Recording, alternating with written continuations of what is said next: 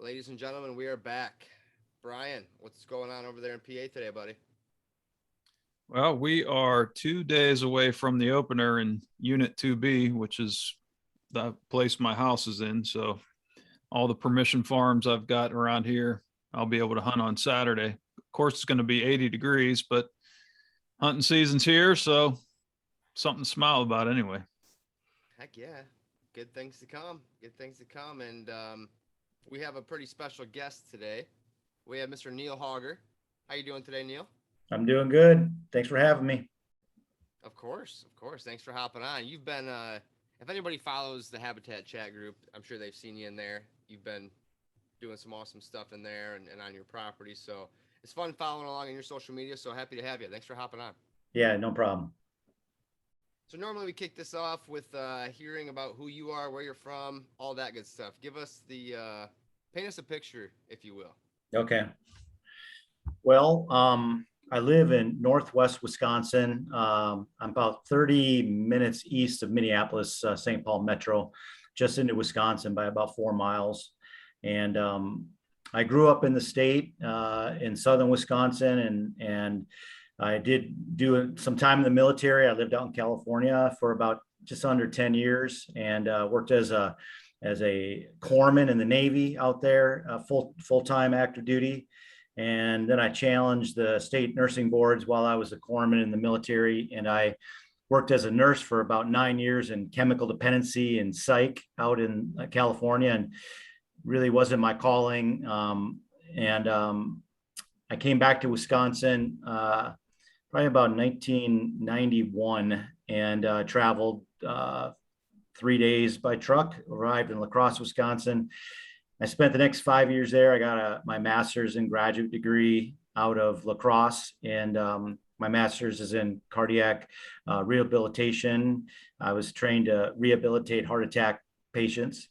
But I, instead of going clinical, I got into sales, and I spent about 30 years in medical device sales, kind of climbed the ranks from a field agent, sales guy. Started out in pharmaceuticals, then got into devices 3 years later. So as a device guy, I sold electrophysiology products to cardiac electrophysiologists. I sold ablation catheters and pacer wires and recording systems. And so my entire working career was in the medical device field. I ended up being the director of sales for a company out of Minneapolis that was kind of a startup. And I helped build that sales force up. We had about 200 salespeople under us by the time we were done. And I walked into work one day, and they said, "Come on into my office." And we sat there for a good 3 hours, yucking it up. And finally I said, "Hey, what are we doing? Because I kind of got some things I got to do here." And he says, "Oh, we just sold the company. You're unemployed." So that was kind of the end of my medical device career. Along the way, I started getting some interest in real estate. I started investing in real estate. I hadn't bought any land at this point yet, but I bought some rental properties. So I have a portfolio of some rental properties. I did buy a piece of land eventually in about 2005, I think it was.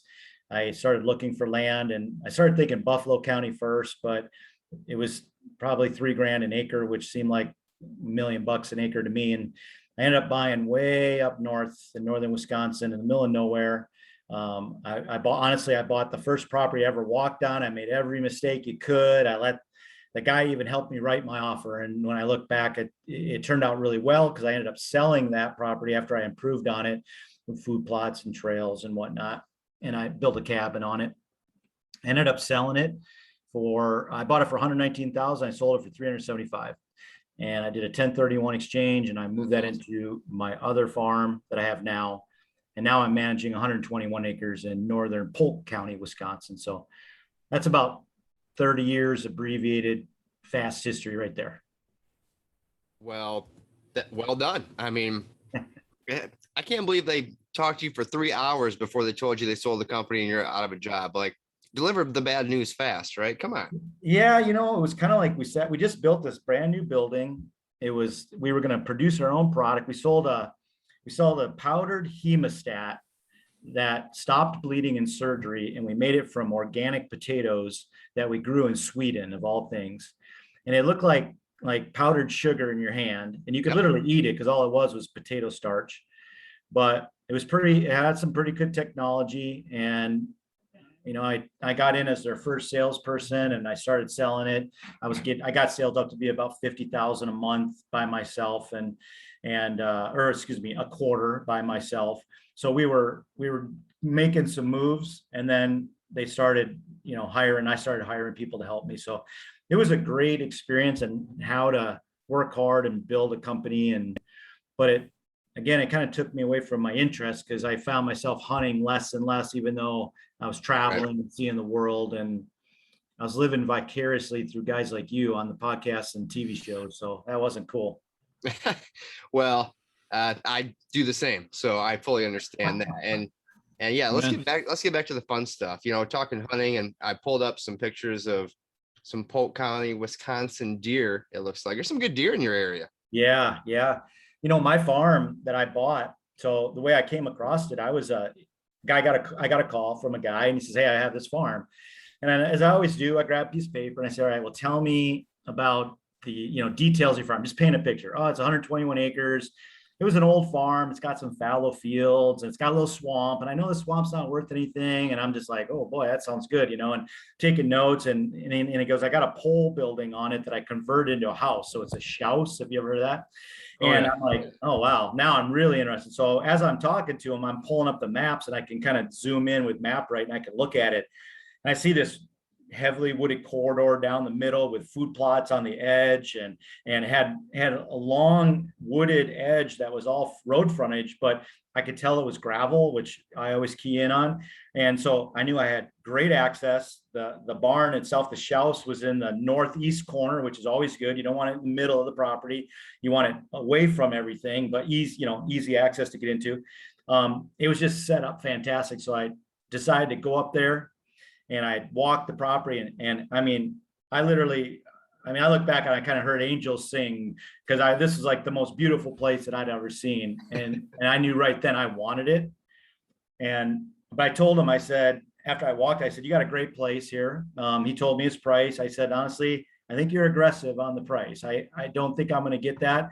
I'll do the best I can." He goes, "Well, let's give it a shot." But I said, "But if I could ever buy this property by selling my property, I'm your buyer. But the chances of me moving it where I'm at is not good." And I just kind of gave up on the idea. So I listed the property, did all of my marketing. I always do. I showed it a few times, but I really wasn't getting anywhere.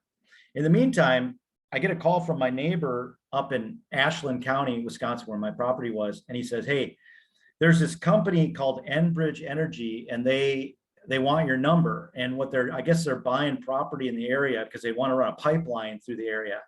Said, "All right, well, give my number." And this guy gives me a call, and I'm shortening the discussion a little bit, but he says, "Hey, we want to run a pipeline across your land, and we'll give you $15,000 cash if you let us do it." And I just said, "No, you're going to devalue my land by 50,000. So I won't let you do that." And he goes, "Oh, really?" And I said, "But I will sell it to you." And he said, "Really? Okay, well, what price would you want?"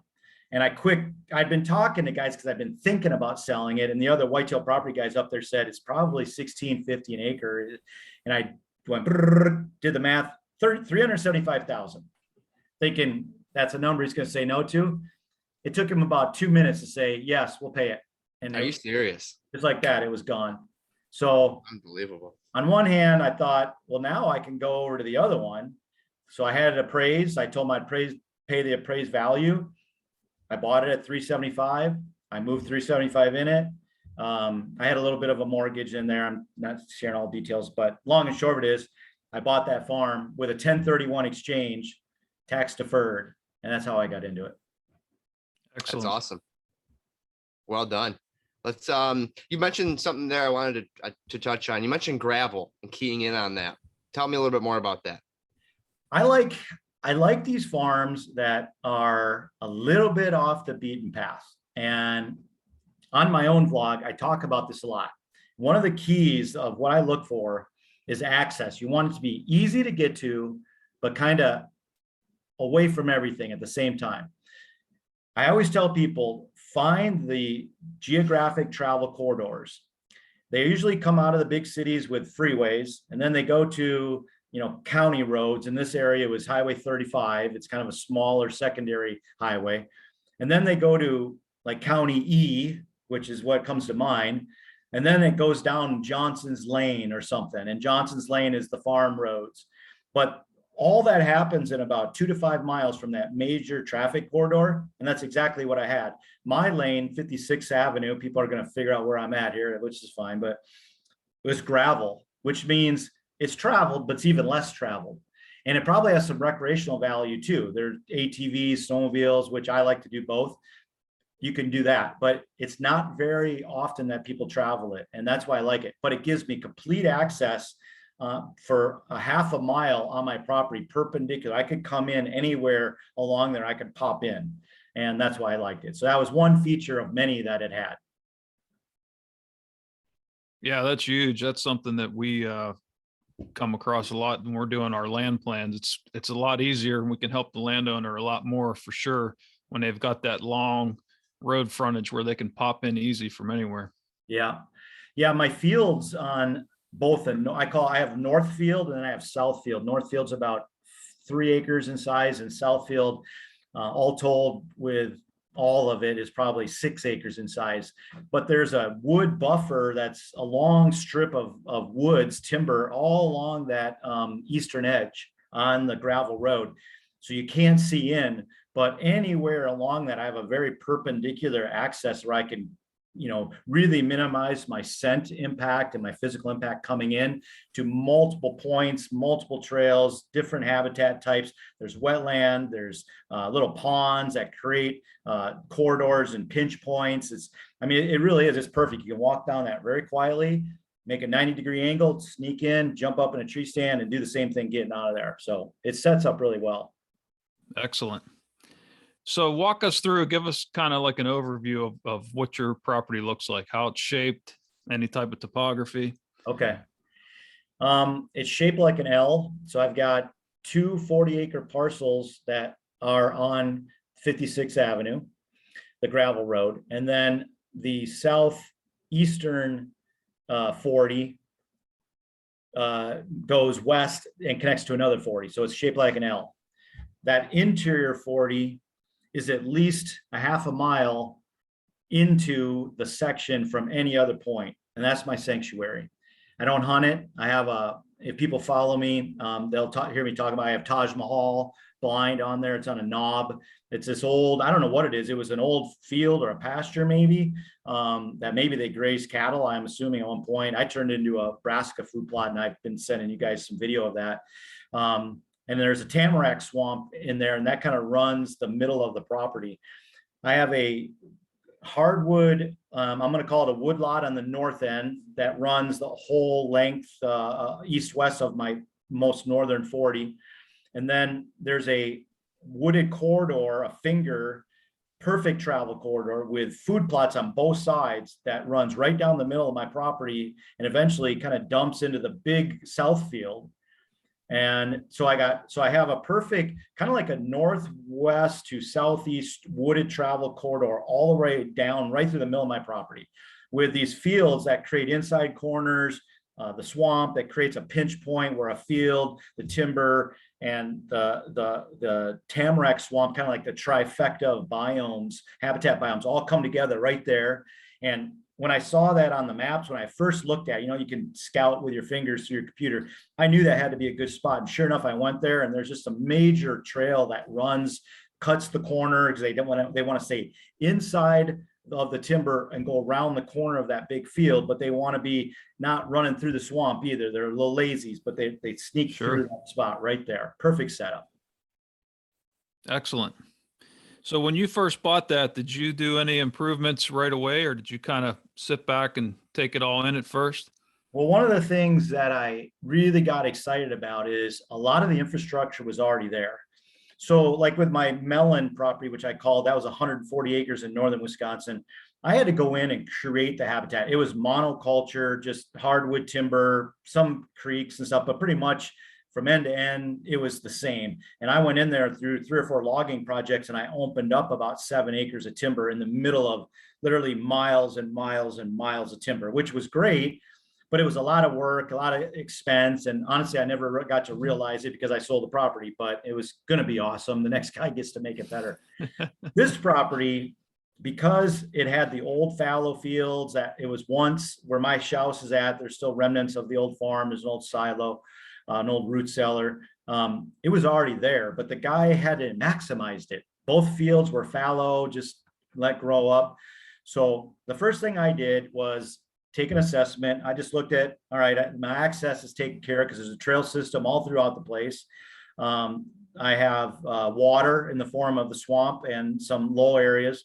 I don't have flowing water, so I thought, okay, I could put water where I want it, but I had all the fields pretty much already there, and I had travel corridors, and it was pretty predictable. It's been pretty predictable. So I started my soil tests, as you always do, and I started tilling this, spraying it dead, tilling it under. I found that I had sandier soil than I would probably like, so I've been fighting drought, especially this summer. It's very droughty here. But I started putting food in there, and that was that was the lowest hole in the bucket. There was no food in the winter. There were farmers and they weren't food plotters. So I'm the only food plotter for miles in my area that I know of, at least. Yeah, that makes a huge difference when you're kind of like your first property, when you see the lowest hole in the bucket, kind of like you were just miles and miles of timber. So you had to change that up. Now you're in a situation where it's all farms that clean off the food before hunting season. So now you're going to change that up a little bit. That's super important to be the outlier, no matter what you're dealing with, for sure. Yeah, they're cutting the fields right now. They're taking the corn off, and I don't even know if it's ready, but it might be used for silage, probably for the cattle, because there's some cattle in the area. And I've got a nice mix. Like last year was really my first full year of food plotting, and I had I think I had 3 acres of corn, and the balance was about an acre of soybeans and probably 5 acres of brassica. So I think I had total of about 10.1 acres of food plots planted. And I've been kind of following the Sturgis model of the food plot pyramid, trying to get the grains and the greens being the main thing, grains kind of being second. And it's done pretty well. I kind of gauged, did I have enough food? By how long did it last? And I had corn standing in my field still on the stalk up until March of this year. So there was enough with 3 acres of corn. The beans, they didn't do too well. They kind of got hammered. They didn't get great beans last year because I got an early frost. They just didn't get a chance to finish out, but corn did really well. Brassicas did really good. The tillage radish, for whatever reason, on my farm, do extremely well. I've got a brassica mix on there now, and some fields are really lush. Other fields kind of look sick and kind of sickly. I don't know if it's the pH of my soil is pretty good. I did fertilize it, but the heat and the sun on that exposed soil, it shrivels it up like a piece of lettuce. So maybe more tillage radish next year. Yeah, you're not kidding there. I noticed I do both no-till and conventional on some of my stuff.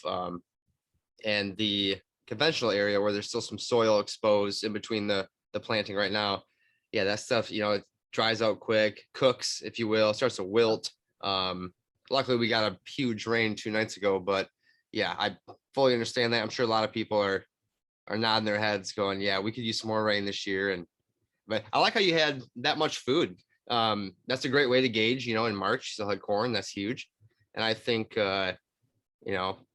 10%, 7 to 10% of your property and supplemental food like that. I like it. Yeah. I would say my target goal has always been at least 5. 10 would be great, and always gauge it based on how much is left, because they were still digging for that. I also overseeded in rye as an overseed towards the end of the season. I just started putting my rye in about 3 weeks ago. And I'm overseeding it at about 100 pounds. I would say 80 pounds, because 80 pounds at a time. It comes in 40-pound bags. So every time I've gone up there, I've staged it now twice, and I put down about 80 pounds on each food plot. On my soybeans, I put 120 pounds down the first time. And I'm just trying to fill in the bare spots. And really my goal is to have a really early green up. I found that they were bedding in that rye because it got up, neck high, 5 feet or so. And it was early green up, and it's suppressing my weeds. So that's another kind of thing I'm starting to do, is I don't want to spray as much herbicides. I might as well bulk stock in some glyphosate company, because I think I put down I think I sprayed 350 pounds or $350 worth of glyphosate this year. And it's a losing proposition, and I don't want to do that next year. So I've been tracking those expenses way too much. Now that corn and beans, is that Roundup ready that you're putting in? Yeah, but at this moment, I don't have no-till drill or a corn planter. So I did a little experiment this year where I did till, where I was going to put the corn and soybeans. I tilled that. The other stuff I didn't till, I just sprayed it dead and broadcast. But I broadcast corn and I broadcast soybeans for the second year, soybeans for the second year. Last year, I drilled the corn in with a 1940s vintage 2-row planter. So the cornfields came up pretty good, and I do have corn on them, but they're choked with weeds. And I couldn't drive through that corn to spray it like I could when it was in rows. So I never sprayed it. I just Right. I just let it go. So I do have corn. The beans come up really well when I broadcast that, except for I did it about 50 pounds per acre seeding rate, and I didn't get enough beans in there. So that's where the overseeding of the rye is kind of filling in the gaps, is what I'm doing right now on that. Yeah. So you mentioned at first you were worried about how sandy the soil was. I don't have any experience with that in Pennsylvania or Ohio. I know Jared has seen some of that up his way. Come on up, buddy. I'll show you the beach sand dunes. You'll come see it all. Yeah. No, but I'm just curious, like you sounded like you're real concerned about it, but you're growing some difficult crops to grow in that sandy soil. What do you think your magic trick was to have such success in that sandy soil? Well, with the corn, I think that I got enough rain. If I get enough rain early, it jumps up. And if I can get it to kind of canopy out a little bit, it seems to protect that soil from not only the sun, which bakes it, but the wind bakes it, right? So if you can get enough cover on it, that green foliage kind of, I think, has a greenhouse effect, and it holds in the moisture enough for it to do pretty well. So that's what I think with the corn. The beans, surprisingly, even on my Sahara Desert, I've got some videos that I've done on my social media where I literally can grab a handful of sand and just pour it out like an hourglass. I mean, it's so hot. I never took a temperature, but I bet it's over 120 degrees. It's sand, but the beans still do pretty well, which is surprising. So I think what I need to do is I need to keep it protected. So on about 2 acres of my fields this year, I used a cover crop. I bought some seeds from another company that had a blend, and it was about 14 seed blend. I did not spray that, and I had where the corn was last year, I just basically pushed that corn over. And then I ran over it a few times with my tractor, and I did skip my disc across it once, but I didn't disc the soil. I just kind of chopped up those stalks and got them laying on the ground.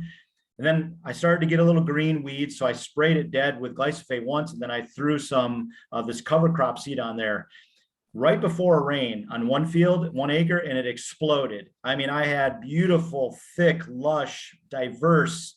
There was collards and guar beans and soybeans and sunflowers and all kinds of things. It was just growing like crazy. The other field that I did, same process. It didn't get the rain, and it never really took. It got up, but it was full of weeds, and it never got outpaced the weeds. So I've been doing some like no-till using glyphosate, and that's why I was spraying so much glyphosate. The jury's still out on that. I mean, if I could get a no-till drill, problem solved, but I don't have that. I just did pick up a 2-row planter, an adapted John Deere 7000 that they cut in half. And one of my that thing looked brand new. Those pictures you sent me, it's beautiful. Dude, all I need is a little help to load that thing up on my trailer. I need to get it before he changes his mind. But yeah, I bought that for $1,200. Great deal. Really excited about that. Oh, that's awesome. And yeah, and I don't have a drill either. I'd like I mean, it's like, I think Genesis like 15 or 16 grand for just the 3-footer, toe behind model or Yeah. somewhere in that. Now I could be off, but holy wow, I so know. yeah, I like what you're doing. The food plotting, it sounds like and I've been watching your videos, and like I said, in the Habitat chat, you've been putting stuff up there. And I like, you seem to be doing a great job with your food. What else are you doing, to maybe kind of work in your hunting setups? Like, how are you, Yeah. take us from food to your tree stand and what that looks like, and kind of your plan there, if you will. Okay. Every tree stand that I place, if I try to actually organize my thoughts, what's in my head is access always. So it takes a little bit of time to figure out where the deer come from and where they're going to. And I'm not going to say I got it 100% figured out, but on a couple of my stands on the north field, for instance, I know where they're coming from because I can sit in my farm in my house and I can watch them come from the east. I think they're either right on the edge of my field because there's real thick, and they're either on the edge of my property or they're leaving my property going to the guy across the road, which I don't think he hunts that. So I'm not sure how close, but the does like to stay close to their food. And I would say they're within 300 yards of my food. So with two of my stands, they're on field edges or just inside the timber. I can use my corn and a trail that I've cut to sneak in there very quietly. The deer come from east, they travel perpendicular into my property going west, and I create a travel corridor where the corn and the brassica plot stop maybe 20 feet before the woods, and I create a trail that I've now seeded down in rye and oats. I'm trying to give them something green, a reason to go through there. And I put a licking branch on that corner. So I'm trying my best to create line of travel in line with what they were already traveling. I'm just giving them more reason to go that way. So with the south and east winds in mind, I can sneak in quietly. I can get up in that stand, and I'll guarantee I'm going to shoot a doe and later on a buck because I've had them walk that same corridor. So then what I've done is with that habitat manipulation, I've created another travel corridor that leads them into the woods, and then they kind of do an inside corner. They cut the corner on the timber. And if they're coming from the north down through that timber corridor that I described earlier, I can sneak just inside the wood line with a west wind or a northwest wind. And if they're in that timber corridor, maybe eating acorns or whatnot, they're going to cut that corner, and I got to stand in an old oak tree with all kinds of limbs, and I could just get up in there, and it's probably bigger than my waist, and I got a 36-inch waist. So it's outside my shoulders, a lot of limbs. I'm going to disappear. I can come out of my cabin, sneak down this corridor that I've created, jump up into that, and if they're in the timber, they're good. The only thing is on a west wind, if they come out of the doe bedding area that I started this talk about, and they're coming that way, they're going to smell me. So it's kind of I got to give up something to get something. Mm-hmm. In that corridor that goes through the middle of my property, I've got two stands in that timber. Both of them are just inside the edge, kind of set up for a northwest wind. And I sweetened one with a water hole and a licking branch, and I'm getting a lot of activity there. It's been difficult to keep it full of water this year, but I think it's going to be a great setup. It's been there for 2 seasons now, and they're starting to really, relate to it and come to it frequently. So to summarize all that, easy access with wind in mind, easy exit without making a bunch of noise in the evening on travel corridors that I've created. And I'm sweetening them with licking branches and water holes. That's what I'm doing. Awesome. Have you done any chainsaw work yet, or any bedding area creation, or is that on the to-do list, or what are your thoughts there? Yeah, actually, I think it might have been on your I remember it. I remember the video now. Holy moly. I got beat up on that one, but I remember now. Yes, you did. Sorry to bring that up. That one hurt, man. Whoever's listening to this, holy cow. Yeah. So hey, we all learn. I went out there. I've been doing some micro clear cuts that are about an 1/8 acre. And that guy was beating me up about, hey man, get some chainsaw experience. And I know I'm not completely a Nimrod when it comes to chainsaws, but I'll admit I'm not a logger either. But so I was out there cutting. I did cut down and clear cut some areas and just bend them over. And that area has grown up thick and lush. And I've got some stand sites in mind where I created some more pinch points and kind of funnel them down with some known travel routes. I just kind of sweeten the deal. I spent some time this summer, mostly in the spring, where I was doing, I was cutting rings around the trees. What's the term? I'm blanking out, but Girdling. girdling. There you go. So I girdled a bunch of trees, but I found out, believe it or not, that some of those trees didn't die. So Yeah, you do 2 rings. I did 2, and they Oh, still really? didn't die. Yeah. So I don't know if I got bionic trees, but some of them did, but some of them didn't.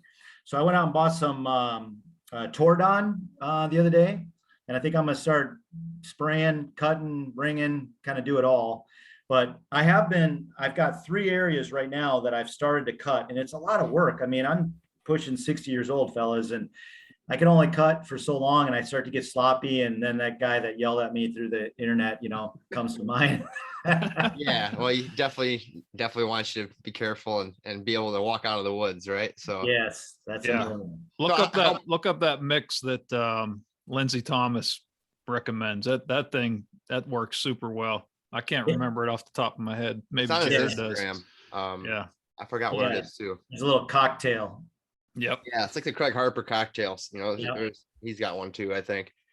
No, that's awesome. So how much of your property would you say is wooded? I'm gonna say it's about 70-30 woods to field. Okay. Which I love. Yeah. I mean, when I look at those dream farms, those guys that own in Iowa, and they show that beautiful footage, they always have those big fields. And the only thing I'd like better is I have my eye on a 420 acre farm that I'm now trying to roll up into. And that's got about 200 acres of tillable and 220 acres of timber. That'd be awesome. Yeah.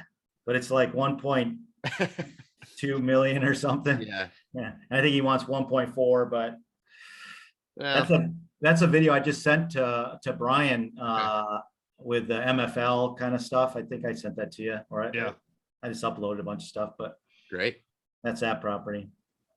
That's awesome. No, thanks for running through there. Yeah, I know. Really looking forward to following along with your projects, obviously. So just it's good to get a picture of the property in my head going and really see what you're working on. So yeah. What else are you doing? What other habitat improvements do you see working for you in your area? Anything that we haven't covered yet? I don't think I'm doing anything special that hasn't already been said a million times. Sure.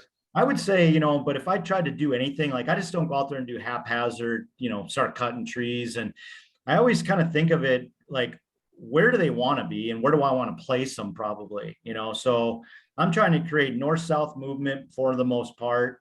So I started on the north end, and, one of my really good friends, Jake Islander, you guys know Jake, probably know that name. Jake said something to me a few years ago when we were at a Whitetail Properties meeting. He says, Neil, it's a process. It's like this stuff doesn't happen overnight.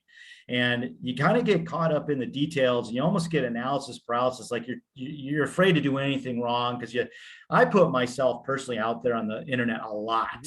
But I think I'm like a lot of people, like you just want to do something, you're probably not doing it perfect. And if you ask 10 guys that are into habitat, you're going to get 10 different answers, and they're all going to be different.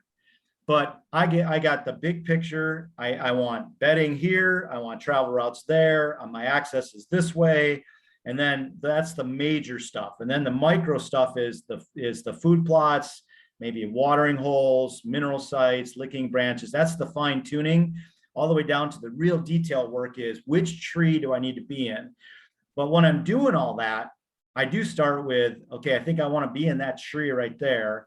And like one of my cuts I'm thinking of is like, I cleaned out an area by hinging, girdling, and cutting. And then I'm felling some trees kind of down where I'm going to block them. They're not going to be able to come through there. So they're going to have to come around my way. And then that corridor is about 30 yards wide. And I'm going to then go in and Jake taught me this, rake in a trail, blowing it through, maybe even throwing down some seeds that'll get a little bit of growth in there. Just give them a reason to come to, and then have a social hub with the watering holes and the licking branches. They don't allow minerals with us in our area, but a reason to come that way. And then of course my access is perpendicular. I mean, it's a 90-degree entry. There's only one place they're going to smell me. And then I picked a tree that was a group of oak. There's 3 or 4 trees in a clump, and I'm up in there 23 feet high in a ladder stand. And I mean, you're virtually disappearing. The only negative about that is behind me out in my north field, I've got food. So if they don't come the way I predict them, they're going to smell me back there. And then it's scent control as best I can. Ozonics, scent, sprays, and I always get myself as clean as possible. So it's not perfect. No, but to your point, where you started, we all, want to do it right and not screw something up, right? That's kind of why we have these land plans. We can help, people get on the right path right off the bat and not do, what I did and learn the hard way on a bunch of stuff. But at the same time, a lot of this can be undone or fixed, right? If you create a hinge cut bedding area and it's backfiring on you for some reason, you can go in there and clean it up. Trees take a while to regrow if you cut, a bunch of trees down, but a lot of this stuff has to be tweaked. You're not going to get it right off the bat the first time, every time. So yeah, I think having the listeners probably already know, but just not being afraid to go try something, because you're going to have to tweak it next year anyways, most likely, or maybe move, that corridor a little closer to your stand and move your stand closer to the corridor. However it works, it's a never ending process. And another comment from Jake. Jake always says it's like deer hunting year round. You're always always thinking and strategizing and getting pumped up about it. So it's pretty neat. Absolutely. Up to our wives. Yeah, that's true. I'm to the point now. I've been married. I just came over 17 years, and my wife says, "When are you going to go to the cabin?" Nice. Really? Okay, see you later. So tell me that it takes 17 years to get that comment, though. Shoot, I got some time now. 3 more years. Yeah, really. Yeah. When I had the Mellon property, which was 3-hour, 45 minutes, she liked to go up there snowmobiling, and we built a cabin eventually. And so she liked it in the winter time. But I mean, I never got her on board with a distance. It's just, she just didn't see the usefulness of owning land and making food plots. I'm sorry, she just didn't, but she indulged me. And now I work in the industry. So I said, I got to do this, honey. It's part of my brand. People expect it. Exactly.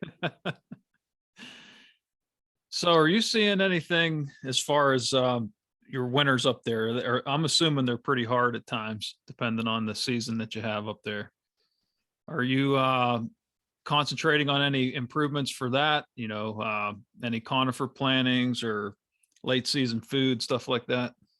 Well, luckily I've got habitat that is conifers. So the neighbor guy, if you ever look at my farm, if you can find it, and if people want to see my farm, honestly, give me a call. I freely show people where it's at. I had guys that call me and go, yeah, I was driving around your farm and I saw these 160-inch bucks out in the field to the south. So anyways, the guy south of me planted a whole bunch of white pine. So I've got a pretty young stand of white pine, which is great thermal cover. Then right up the middle, I've got a tamarack swamp, and you go in there and you find these little dry humps, and there's deer beds in there. So that's great winter survival, habitat.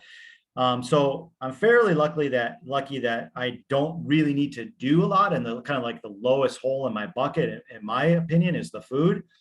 So I've been planting the corn. I plant the corn with late season in mind. I love late season muzzleloader hunting. After rifle season, when everybody leaves, then I go up there and sit in my blinds and I overlook my cornfields, and it's just really enjoyable for me. So that's probably my cold weather habitat, because they live in it, they eat in it, and it really holds them and brings them through that critical time when there's not a lot of food. There's a lot of snow where I'm at. Northeast Polk County is pretty far up there in Wisconsin. And there's not a lot of, it's fringe farmland. So what farms are there are picked clean. So that late season food is really key. Sure. Now, I want to switch gears a little bit. You were just on a show with our friend Jake Hofer from Exodus. I was just fascinated by all the info that you guys talked about with what to look for, shopping for property, getting into contracts and tax tips. And I just want to give our listeners a brief overview of all that stuff too, because it was just really, really good information. So Okay. let's start off with when you're going to start shopping for a property. What do you recommend people do? What to look for? Who to contact? Yeah. Well, I tell you, I could go so many directions with this thing, this discussion, guys. This is another podcast on just this, but I'll try to narrow it down a little bit. So on there, I kind of introduced this concept of the Fab Five that I kind of like, if I had to try to put this process in a bucket, I kind of picked on the Fab Five, and the Fab Five is actually probably the Fab, 7.5, because there's other things that come into play. So I'll try to run through some way to organize a process. The first thing, and this isn't self-promotion because, but I guess it is. Find a guy that sells land if you're looking for land, right? I mean, I'm a real estate agent for Whitetail Properties. I think everybody knows that. There's a bunch of us. There's also many other companies, Land Pros, Land Guys, Weiss Realty. I mean, they're all fantastic fellas.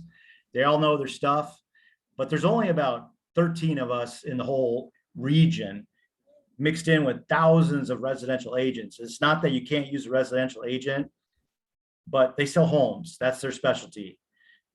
I could sell you a home as well, but it's not my specialty. You want land? Then you listen to guys like this, you, me, us guys in the land industry, because we're in the know.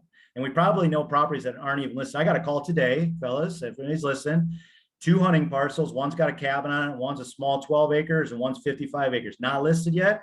Haven't looked at it. Going to go there today. If I list that and one of them, my buyers is interested, they should call me, because it's going to get sold before it probably gets to the MLS. And that's how you do it. So that's my answer, is get next to the guy that sells it. The center of influence is a land specialist in your area, most likely. That's who you need to get next to. That's probably my best advice. If I take it a step further, then I would do this. I mentioned this demographic growth corridors and geographic travel corridors. Look on your map, any city USA, look at those, and you'll see that every center hub metro has these tentacles that go out, the major freeways that then turn into smaller and then get off into the country roads. And then you want to be 2 to 5 miles off of that. So Fab Five, number 1, geographic travel corridors. Fab Five, number 2, demographic growth corridors. Those are the routes, the regions that are growing fast. And if you're thinking, I'll never sell this property ever, then you're 1 out of 99 people that are thinking that way. Most people are going to sell their property. There are century farms, they're few and far between, that get passed on and down. Almost every buyer that I deal with is thinking, someday I'm going to sell this because I'm buying it for an investment. I don't have 500,000, 200,000, 100,000 just below. I want to make money on it. So the only way you're going to make money on it is you're going to force your equity, or you're going to get out in front of development. And in front of development is number 3, I think. And that is 30 minutes from a metro to an hour drive from the metro, with a little bit of fudge factor. Maybe it could be an hour and a half. It even could be 2 hours if you're in Atlanta, let's say, and you really got to drive. The point is that you're far enough away from your property, but not so close that doesn't feel like you're getting away.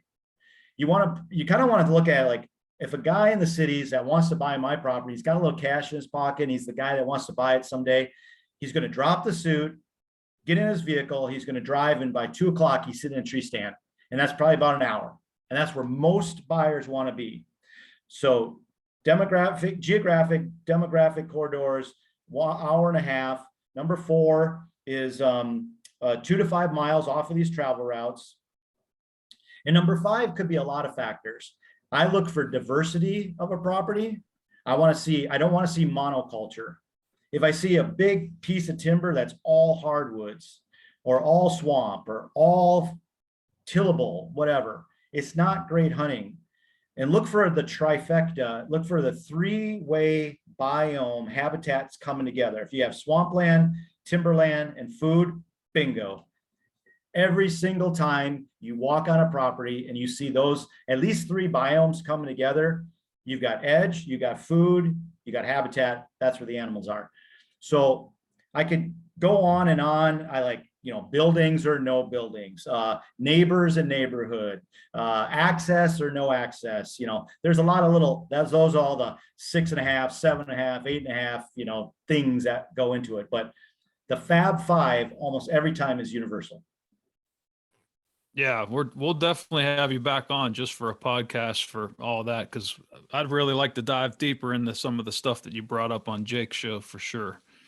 But just real quick, tell our listeners about, there's nothing wrong with starting small either, especially when you're younger. If you just have a little bit of a nest egg started and want to start small, you could build pretty quickly. Yeah. I'm going to approach this like this. Small doesn't always mean small acres. Small could be small budget. And so as an example of that, when I was 33 is when I bought my first property. I was traveling with my job and I ran into a guy, random doctor that I was talking, and I went into his office, and up on his wall, looks like you guys had deer and had fish, and and I'm sitting there looking around, and he sees me looking at all this. He goes, "Hey, I noticed you're looking at my stuff." I'm like, "Yeah, man, I just love it up here. I want to own land someday." And that led me to my first property that was only $900 an acre. And I was able to buy 120 acres for $900 an acre, 120. So somebody do the math on thing. I think it comes to $119,000, somewhere in there. So I bought $119,000 budget, which I get those calls all the time. There's a gazillion guys that are in the market at like 100 to 200, with like 150 being a lot of guys have 150,000. If you're willing to travel, like I was willing to go 3.5, 4 hours to get to my property, you can buy more property with less money. So small doesn't have to be small acreage. You just might have to travel a little bit. Then when you get there, I saw creeks, I saw topography, I saw access. I thought, I could open this up. This is a great flat here. I could maybe put a food plot here. Then you could start to improve it. And that's that forced equity that you could start to make money on. And you can make your property more attractive. The other side of that is I get guys going, okay, I want to buy a property and I only want to be 30 minutes from home. And I live in Hudson, Wisconsin, which is my town, St. Croix County. And I only have 150,000. I said, okay, do you realize that you're smack dab in the middle where most of the land in the drive time that you're telling me you want, which is 30 minutes, is $5,000 an acre on up to, I'm selling as high as $17,000 an acre. Oh, I didn't know that. I said, yeah, you got to be willing to travel with that budget, and the lower your money, the further you need to go to get more land. That makes sense. It makes perfect sense, and that holds true in Michigan, and that holds true anywhere. Anywhere. You have to start small, and that's what I did with 15 acres, and I plan on going up from there. So right, awesome tips, Neil. We're gonna have you back on for that. We have to. I love that podcast you did with Jake, so we're gonna have you back on. Kind of wrapping this up here. Well, first of all, we're going to welcome you to the video team that Brian's been putting together. So that's awesome. I'm pumped over here, just waiting until these videos come out. I haven't seen any of it. Brian's keeping it all under wraps. He won't show me anything. I'm fired up to see what this turns into this fall. No pressure though. Tell us what we can expect to see from you on our YouTube channel this fall. All right. Well, I'm gonna strip down to my orange skivvies. I'm gonna run through my food plots like a madman. And awesome. That sounds good. All right. This fall, well, I'm not much of a filmer of hunts, but I've been thinking I'm gonna dabble in that a little bit. I'll try to rig myself up. I think what I'm gonna be showing you guys are kind of like the everyday guy. I mean, I'm an expert in sales. That's what I'm best at. I'm pretty good at hunting and land management. I know more than the average guy, but I'm learning every single day. And I'm surrounding myself with some of the best guys in the industry, with shameless plug, the Whitetail Property guys, but I'm friends with the Land Pros guys, the Weiss Realty guys, and we share this information and I'm picking their brain. What I want to do on my videos is I'm just going to show you, this is what I think the problem is, this is what I'm doing, and this is what happened. And it ain't going to be perfect. It's not always going to be pretty. Some days I do have these most beautiful, lush, big, leafy, brassica plots that are just, I can't wait to sit in a blind watching deer eating them. But then I walk you 100 yards to the other side of them and they look dead. Yep. And I'm going to show it. And I'm going to talk about what I did. And I've been keeping a spreadsheet. And I'm actually, at the end of the season, I think this will probably be an episode. I've tallied what I've spent. And I'm going to tell you exactly what I did. So I'm going to be doing that. I'm going to continue doing some videos, if you guys like to see it, some shorts about, this is the first time I'm ever going to this property. And like, I'm going to one today and I'm going to film it. I've never even been there. I'm going to turn on my camera and I'm going to show you what I see the first day I step on it. And I'll try to break it out and show you that, maybe teach you a little bit like, okay, notice this, notice that, detracts from value, adds value. I think this is good. I think it's not so good, or it could be good, because every property has merit. And I'm a sales guy. I'm here to sell a property. I'm always going to try to sugarcoat a little bit, but I want to educate people. And that's what I hope I can be part of this team. Sales, habitat, hunting, kind of combine it. Something unique. That sounds perfect. That's all we're trying to do here as well, is learn and educate too. And I think you're going to be a great fit. So appreciate you hopping on, and can't wait to see the content. One last thing, I want to know what your favorite tree is, first of all, and then go ahead and plug all your stuff, and we'll talk to you again soon. So go ahead. I got 2 trees that I love. One I don't have any of, or very few, and then I'll go to my second best.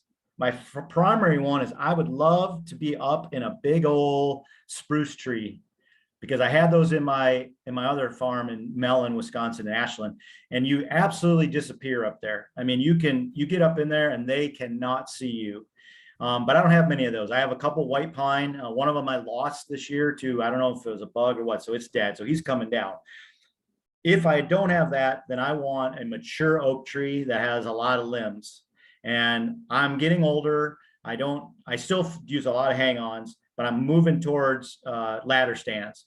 And the big oak trees with the limbs kind of hide those ladders pretty well. And I know for a fact when I get up in them, they don't see you. So I would say a spruce and a big old nasty old oak, white oak. Awesome. Boom. That's it. Awesome. Those are great trees. I love both those trees myself. And yeah, there's something about those conifers. Just Man. Big spruce. Yeah. You just disappear up there. They're the best stand trees. Oaks are great too, but awesome. Well, Neil, thanks again. Appreciate it. Go ahead and plug your Whitetail Property stuff and how us listeners and everybody can follow along with you. All right. Shameless plug. Here we go. If you guys are interested in seeing me in my face and watching all my follies and all the fun I have, and go to youtube.com/Neil Hauger Land Specialist. And my show is called The American Landman. We've been dropping videos weekly for over a year, and now we drop them about every other week. I'm just changing the format a little bit. So every other week on Friday at 5 o'clock, new video. But I'm doing some shorts in there, and that's kind of a new concept that I'm doing. Usually 2 minutes or less, just quick little hits on topics. And so you can follow me there. You can always go to Facebook as well, Neil Hauger Land Specialist at Facebook. That's my business page. You can go to Instagram at #WisconsinLandman. And if you want to go to whitetailpropertiesrealestate.com, you can just find me in the agents tab, click on state of Wisconsin, and you'll see all the agents there. You can find me there. Awesome, Neil. Well, thank you very much. Really appreciate your time today, and we'll be in touch soon, buddy. All right. I love it, guys. Thank you. Thank you. Thanks, Neil. Yeah. Bye-bye.